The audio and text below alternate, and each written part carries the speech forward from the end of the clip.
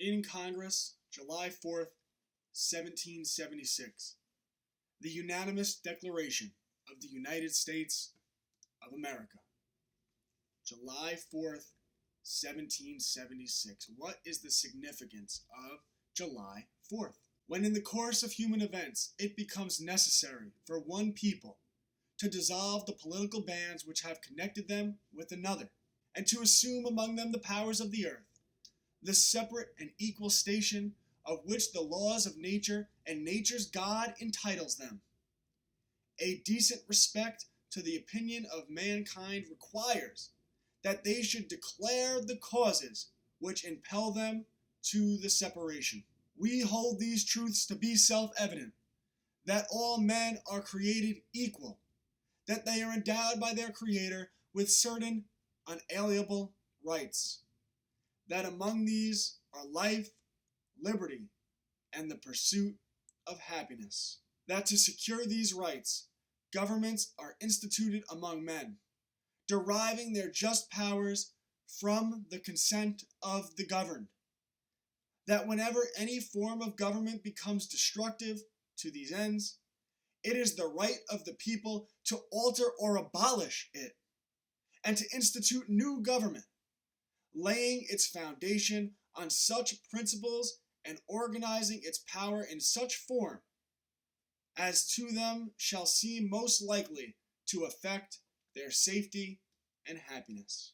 We hold these truths to be self-evident, that all men are created equal, that they are endowed by their Creator with certain unalienable rights, cannot be taken away, that among these are life, liberty, and the pursuit of happiness, that to secure these rights, governments are instituted amongst men, deriving their just powers from the consent of the governed.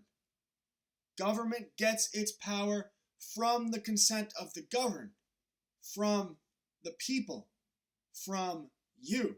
That whenever any form of government becomes destructive of these ends, like tea taxes and sugar taxes, it is the right of the people to alter or abolish, to get rid of it, and to institute new government, a constitution, and a Bill of Rights, laying its foundation on such principles and organizing its powers in such form as to them shall seem most likely to affect their safety and happiness. In Congress, July 4th, 1776, the unanimous Declaration of the United States of America. And before this declaration, who were they? They were the 13 colonies, the 13 British colonies of England. But on July 4th, 1776, they wrote up a document, the Declaration of Independence. And with that document, they declared to the King of England that they were no longer colonies. They were no longer English colonies. They no longer were subject to the British crown, to a king across an ocean. They unanimously declared that they were the United States of America. They declared that they were their own country, a new country with new values and hopes and dreams. And they laid that out. The separate and equal station to which the laws of nature and of nature's God entitle them. They said that their rights, their freedom, they are entitled to determine the direction of their future, and they are entitled by nature, by God. All men are created equal, and they are endowed by their Creator with certain unalienable rights, rights that cannot be taken away because they are endowed at birth. They are given at birth from nature, from God. That among these are life, liberty, and the pursuit of happiness. That to secure these rights, governments are instituted among men. Governments are instituted by men for the purpose of securing rights. And what rights are those? Freedom of speech, the right to assemble, the right to petition, the right to redress grievances, to meet up with your friends and write up a document and say, this is the problem we have with the government. That whenever any form of government becomes destructive to these ends, when they tell you that you can't assemble, you can't meet up with your friends, that you can't redress your grievances or petition against what the government is doing. That it is the right of the people to alter or abolish it, alter or abolish that government, and to institute new government. And in order to secure that one day you would have the ability to abolish a government that was suppressing your rights, they put the Second Amendment in the Bill of Rights. The right to bear arms, the right to own guns, the right to self-defense, to self-preservation, to protect oneself. Because the right to self-defense is paramount. It is integral. It is the most important thing if you are to defend your other God-given rights that were endowed upon you at birth, upon your creation. This is the foundation of the country in which you live. Signed by John Hancock. That's what he's most known for. John Hancock had a very famous signature. You can see it on the top left side of this image. He signed the Declaration of Independence. But of course, we know he was more than that. He was a member of the Sons of Liberty. He was involved in all that stuff, right? All that stuff, that Boston Tea Party. He had his own ship, and he would smuggle tea from foreign countries into the 13 colonies of America so that they didn't have to buy tea from England. That when the shot heard around the world happened, that started the American Revolution. When the English thought they could be sneaky in the middle of the night and steal all of the guns, confiscate all of the guns from the American colonists, but they got caught. And Paul Revere jumped on a horse. The British are coming. The British are coming. The British are coming to take our guns.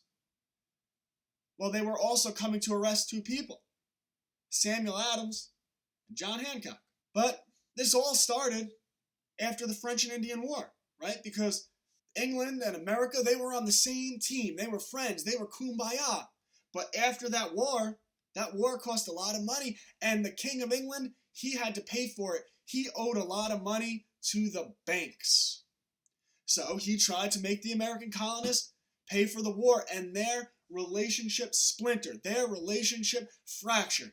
And the King of England implemented a sugar tax. And then the colonists protested. They said, no taxation without representation. We will not pay a sugar tax. And they did it so effectively, they stopped buying goods coming from England that the king got rid of the Sugar Act. But then he said, okay, you'll pay a tax on stamps, the Stamp Act. Every piece of paper you use, you're going to have to pay England a little bit of extra money every time you use that paper. And then England can use that extra money to pay back the banks. And the colonists said, no, we're not going to do that. And they protested, and the Stamp Act was repealed. But the battle went on. There were the Declaratory Acts, which was basically just the King of England saying, just because I'm getting rid of the Sugar Act, just because I'm getting rid of the Stamp Act, doesn't mean I still can't tax you. And then, 2 years after the Stamp Act, in 1765, you have the Townshend Acts. British Parliament, England, the King, they taxed glass, paint, paper, and the original tax on tea. Well, tensions grew. Tensions grew more and more, and there was the Quartering Act, and there were British soldiers, English soldiers, in regular towns. Like, if you wanted to go to the grocery store, if you walked outside and got in the car with your mom or dad to go to the store to get something, maybe to go to the toy store, there would be foreign soldiers stationed there. And if those soldiers came up to your house and said, I need a place to sleep tonight, yeah, I'm going to sleep in your house, right? You'd have to give them a bed, and you'd have to feed them. A person you don't know, a stranger, a person basically holding you captive with a firearm backed by the English crown. So if your parents would try to defend themselves against that stranger, they would potentially go to jail, get locked in a cell, locked in a cage. So tensions grew. And before you know it, things came to a head. And in 1770, there was the Boston Massacre, where a drunken colonist walked into a bar and he insulted an English soldier. And the English soldier called him a bloody Yankee. And before you know it, they were fighting, and the English soldier bashed that colonist over the head with a gun. Well, the people were not happy about this. And the colonists gathered around, and they intimidated the English soldiers. And the English soldiers got scared. They opened fire. 3 people dead, 5 more people shot, blood all over the streets. When in the course of human events, it becomes necessary for one people to dissolve the political bands which have connected them with another, and to assume among them the powers of the earth, the separate and equal station to which the laws of nature and of nature's God entitle them, a decent respect to the opinions of mankind requires that they should declare the causes which impel them to the separation. We hold these truths to be self-evident, that all men are created equal, that they are endowed by their Creator with certain unalienable rights, that among these are life, liberty, and the pursuit of happiness, that to secure these rights, governments are instituted among men, deriving their just powers from the consent of the governed, that whenever any form of government becomes destructive of these ends, it is the right of the people to alter or abolish it, and to institute new government, laying its foundation on such principles and organizing its powers in such form as to them shall seem most likely to affect their safety and happiness. Sugar Act, Tea Act, Boston Massacre. You have a secondary Tea Act, and the colonists don't like that, and you have the Boston Tea Party, a protest, a boycott. Now, should they have destroyed property? I'd say in most cases probably not, but let's be honest, tensions were pretty high at this point, right? They were talking about revolution. They were talking about potentially becoming their own country. Tensions were very high. There was blood in the streets. And the Sons of Liberty in Boston, Massachusetts, they dressed up as Indians. Whoa, whoa, whoa. So they dressed up as Indians and Native Americans, and they board this ship, and they throw millions of dollars worth of tea into Boston Harbor. And the English king is angry, and he responds with the Boston Port Act. Well, really, the Intolerable Acts, right? And the Intolerable Acts basically made it so that the people in Boston, Massachusetts had no say over the laws, the regulations, and they were not even allowed to meet up with one another to talk about the problems they had with the government. They were shut down. He shut that down, the king. Well, after that, all of the 13 colonies took note. Virginia, Delaware, North Carolina, South Carolina, right? New York, Pennsylvania. They took note, and they had what was called the First Continental Congress in Philadelphia, Pennsylvania. They all met up with one another, and they said, let's talk about what has been happening between the people in Boston, Massachusetts with the Tea Party and the Boston Massacre and everything going on there, the Tea Act, and the King of England and Parliament. And they had a problem with it, and they really started a path in which they got serious about, okay, there might be an American Revolution. We might have to sever ties from a government which is no longer protecting our inalienable rights endowed upon us by our creation, by nature, by God. So they formed militias, right, which are basically military units of the people, right, the people with guns. And they said, just be prepared. Well, the English king, he didn't like any of that, and he doubled down. And in 1775, he sends his soldiers in the middle of the night to sneak into Boston, Massachusetts, to sneak into Lexington and Concord. That's a location, it's a place in Massachusetts. And he said, I want you to sneak in the middle of the night and take away all their guns, take away all their firearms, and arrest Samuel Adams and John Hancock. Could you do that for me? But Paul Revere, he saw them coming, right? He saw them coming, and he jumped on a horse, and he said, the British are coming, the British are coming. What are they coming for? The British are coming to take our guns. They told us we have no say over our laws anymore.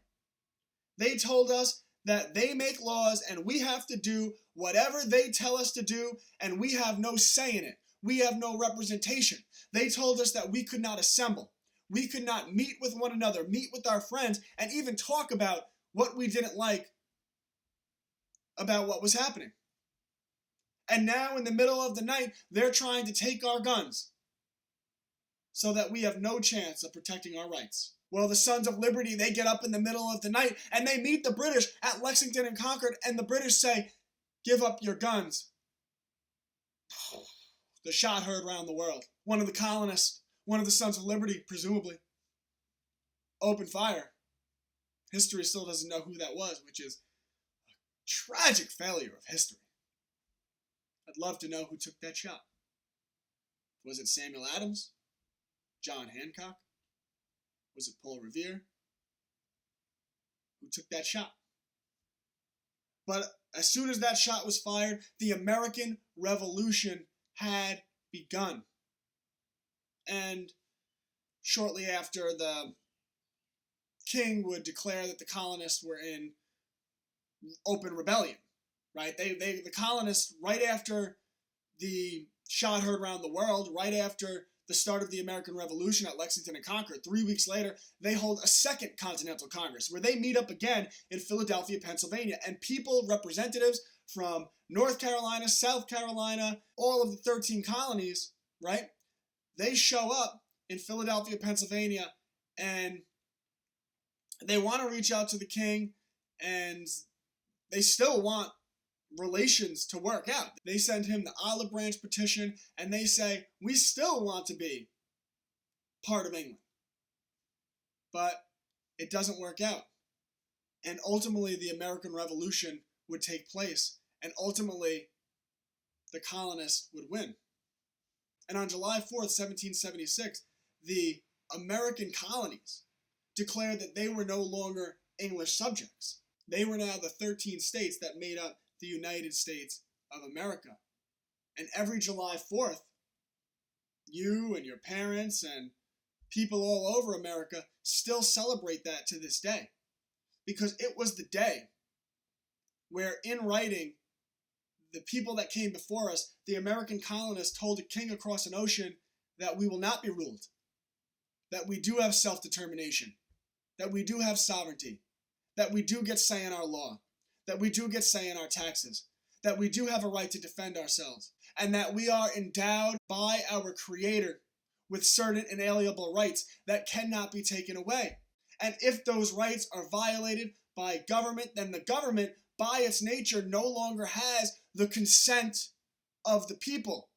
And since government only gets its power from the consent of the people, by the very nature, as soon as government violates those rights, it no longer has just authority to call itself the government. The Declaration of Independence was written by Thomas Jefferson, who would later go on to be a president of the United States of America. In Congress, July 4th, 1776, when in the course of human events it becomes necessary for one people to dissolve the political bands which have connected them with another, and to assume among them the powers of the earth, the separate and equal station to which the laws of nature and of nature's God entitle them, a decent respect to the opinions of mankind requires that they should declare the causes which impel them to the separation.